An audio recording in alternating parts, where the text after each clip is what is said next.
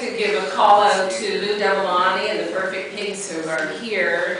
Lou and Perfect Pigs have organized the biggest ride in support of the military across Canada, so that's good to see you here. Working with Pete has definitely been a pleasure, for the most part. Early on in the process, I started to call him in-house in Dundurn a local hero. The kind of man who always goes to bat for the underdog and will right every injustice he sees. He tells it like it is, which makes him an excellent reporter and will be a challenge to kids as they get older. Watch out, Corey and Natalie. We first started talking in-house about this important story in December 2009. I have a cottage at Presqu'île, grew up in the area, so I knew about the repatriations and what was happening. This is a very touching and genuine grassroots movement, which was clearly from the heart and supported the families and the loss they suffered. It was also a strong show of support for the military.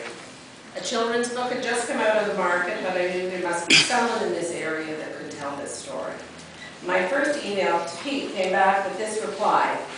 At this time, I wouldn't feel comfortable doing a tribute book.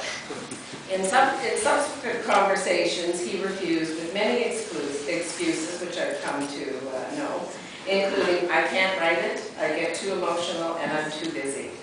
But all along I knew this was your story, Pete. This very Canadian expression of grief and support could only be told by you. From the first repatriation, you have had a deep connection to the story, and thus you brought it to us. You really felt responsible, which I've appreciated, in protecting the integrity of the story. And for that, I want to say thank you very much, Pete, and come on up.